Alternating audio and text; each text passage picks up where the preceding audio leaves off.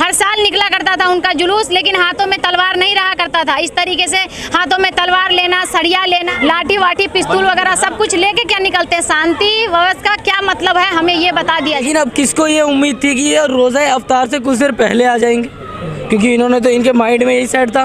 देखो नंगी तलवारें लेकर, हाथ में तमंचे लेकर, चाकू लेकर, ये क्या करना चाहते हैं?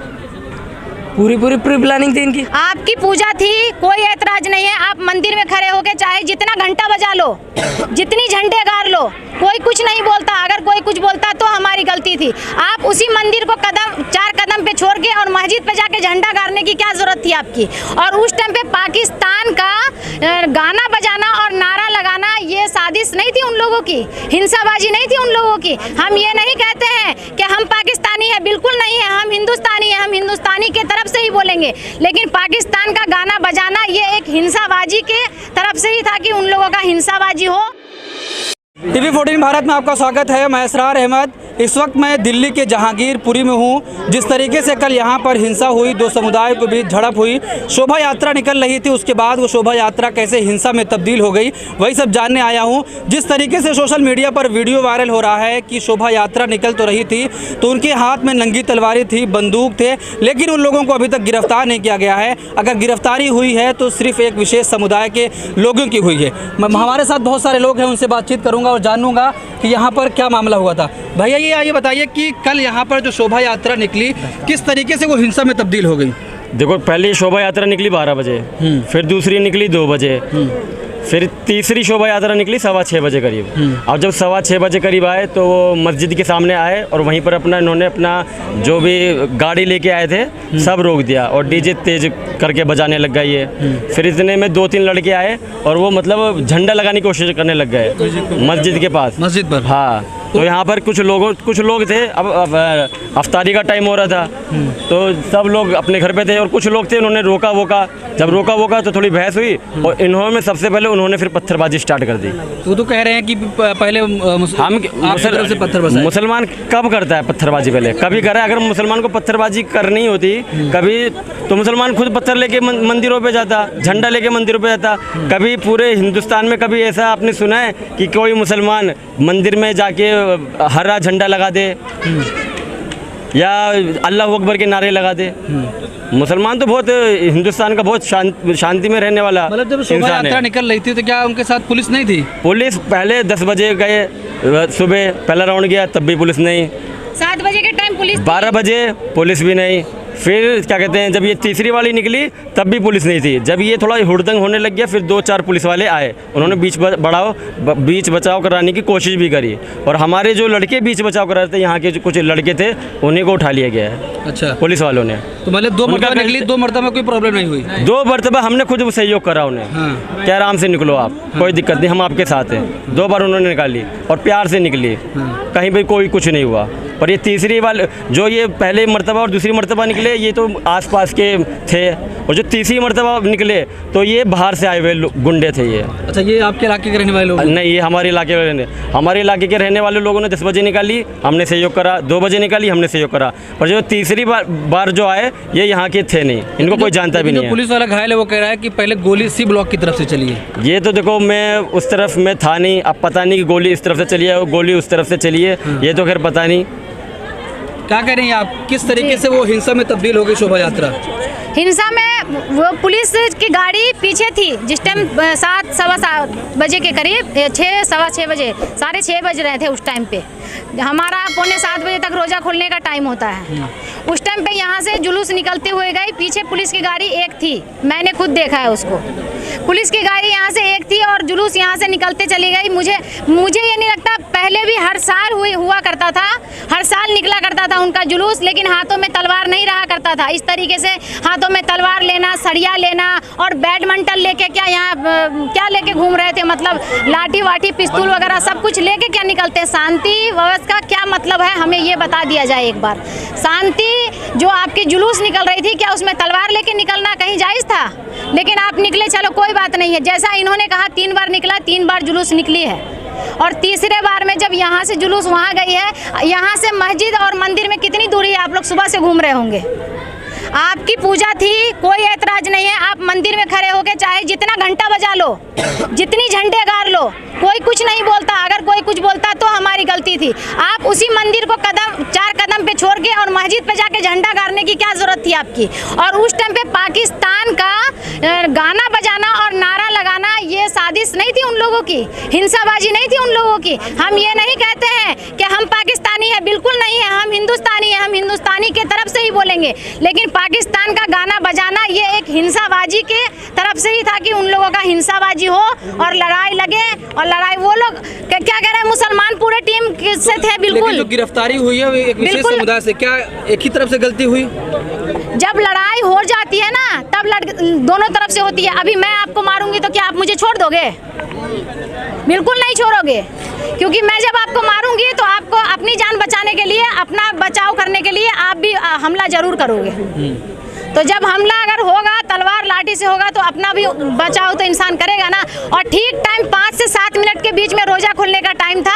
हर हिंदू को पता है, हर मुस्लिम को पता है, हम लोग यहाँ हिंदू मुस्लिम में बीच में रहते हैं। उस टाइम पे आपको क्या बनता है? क्या आपको नहीं लगता हम लोग जब होली होती है, दिवाली होती है, फटाखा फूटता है, इतना जब हंगामा होता है तो हम लोग बर्दाश्त नहीं करते हैं, चुपचाप नहीं रहते हैं, मिलजुल के नहीं मनाते हैं। जब हमारा रोजा खोलने का टाइम है उस टाइम पे आपको झंडा वहाँ पे गाड़ने की क्या जरूरत थी? पाकिस्तान का गाना बजाने का क्या मतलब था? तो पाकिस्तान का गाना बजा? बिल्कुल पाकिस्तान का गाना बजा है। क्या नहीं बजा है बताओ आप लोग? बजा है। पाकिस्तान का गाना क्यों बजेगा? आपकी कौन बजा रहा था? कौन बजा रहा था? जो यहाँ से जुलूस निकाले थे वो डीजे में थे, ढोल में थे, बिल्कुल जो जुलूस निकाले हैं उसमें डीजे भी चल रहा था, पाकिस्तान का गाना चल रहा था। और आपकी कौन गीता में लिखा हुआ है कि जब आपका हिंदू का त्यौहार होगा तो उसमें पाकिस्तान का गाना बजाया जाएगा?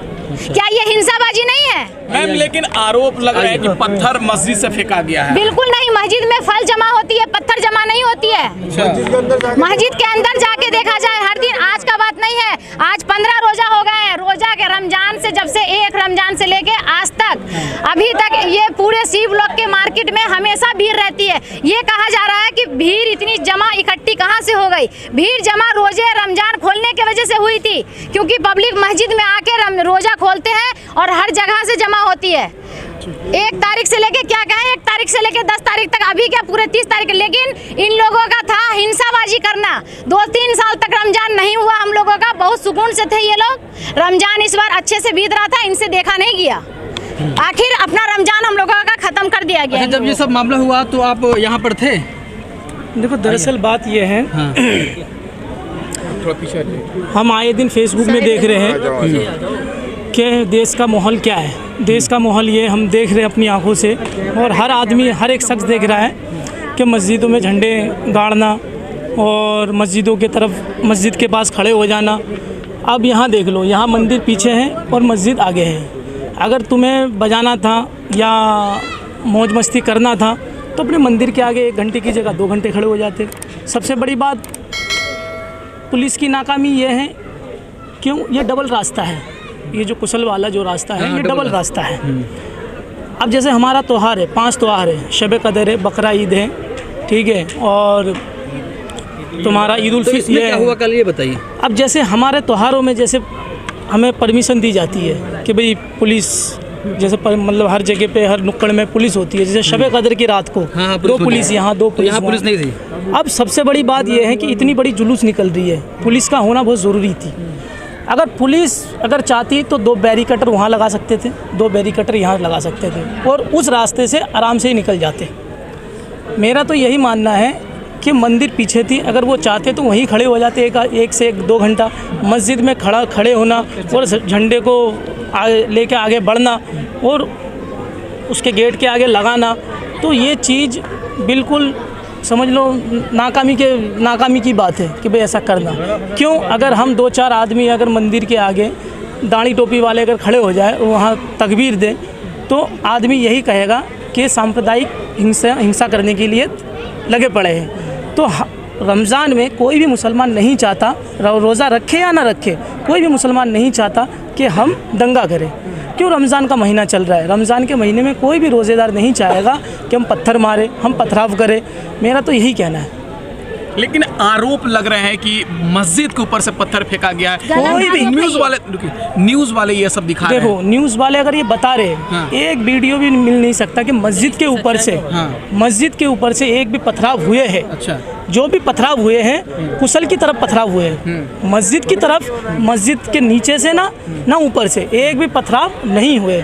और एक मसला ये है, जो भी लड़कों को जो आज बंद किए गए, ये सिर्फ एक तरफा मसला है। 22 लोग थे और खास करके मुस्लिम समुदाय के हैं, तो प्रशासन कह रहा है कि सही जो गलती की है उसी को गिरफ्तार किया जा रहा है। प्रशासन कह रही है, प्रशासन कह रही है जो गलती की उनको गिरफ्तार किया जा रहा है। ये बात गलत है। क्यों गलत है? एक तरफा बंद किया जा रहा है। क्यों? वीडियो मौजूद है और हर किसी बात वीडियो मौजूद है। अगर ये गलती इसकी 10 है तो उसकी 5 है, उसकी 7 है तो उसकी 8 है, गलती बराबर है, ठीक है ना। और मैम ये बताइए कि पुलिस ये कह रही है कि जब शोभा यात्रा निकल रही थी तो पहले इस साइड से पत्थर चला है, उसके बाद वो लोग मस्जिद पे चढ़े, उसके बाद पत्थर शुरू कर दिया। ऐसी कोई बात नहीं है, सब गलत बात है। ये गलत बात है। जैसा अभी इन्होंने कहा कि हमारे रोजे चल रहे हैं, रोजे में हम लोग इतना परहेज करके चलते हैं, किसी से भी हिंसाबाजी करते ही नहीं है, झूठ गाली सब चीज़ से परहेज करते हैं। और हमारा ये काम नहीं है कि ये सारी जितनी भी इल्ज़ाम लगाई जा रही है बिल्कुल गलत इल्ज़ाम लगाई जा रही है। और लड़ाई जहाँ पर भी होती है वहाँ पे गलती दोनों तरफ से ही होती है, मैं ये नहीं कहूँगी कि एक तरफ से होती है। और आज अगर पुलिस ने पकड़ा है तो दोनों तरफ के बंदों को नहीं पकड़ा है, सिर्फ एक तरफ के बंदों को पकड़ा है। तो इंसाफ हमारे तरफ से नहीं हो रहा है। और मीडिया वाली जो सुबह से घूम रहा है, जितना भी मीडिया, एक भी मीडिया टीवी पे नहीं दिखाया गया। इतने लोग सुबह से गला फाड़ फाड़ के कह रहे हैं कि हमारी गलती नहीं है, हमने गलती नहीं की है, उसके बावजूद भी कहीं भी टीवी पे नहीं दिखाया जा रहा है इस चीज़ को, ना ही इधर से कोई भी बात। क्या नाम है आपका? अकबर अली। आप कल यहाँ थे जब ये सब मामला हुआ? तो मेरी दुकान इसी मस्जिद वाली गली पे ही है। हाँ। और मौका वारदात पे मेरी दुकान खुली थी। हाँ। जिस टाइम पे मैं भी काफ़ी परेशान हुआ था कि अपनी दुकान को लेकर के इस दंगों में मैं क्या करूँगा, तो फटाफट मैंने शटर भी लॉक नहीं किया था, बस शटर गिराया और मैं भी वहाँ निकला वहाँ से। और रही बात जो अभी आपने सवाल किया कि पथराव पहले मस्जिद की तरफ से हुआ, तो मैं ये बात एक बार क्लियर कर दूँ कि कल की जितनी भी हिंसा हुई है, जितना भी कल हिंसा हुआ है, वो सारा पूरी प्लान के साथ किया गया है। अच्छा। जब भी किसी भी चीज़ की परमिशन ली जाती है तो देखो पुलिस बल वहाँ हमेशा तैनात होता है। सुबह 11:30 बजे के आसपास जी ब्लॉक की तरफ से इनके हनुमान जयंती की रैली आती है। वो यहाँ से अब ये मान लो ई ब्लॉक की साइड से आ रही है, यहाँ से कुशल सिनेमा से जी ब्लॉक की तरफ अंदर घुसी, उनको यहाँ आने नहीं दिया सी ब्लॉक के रोड पे।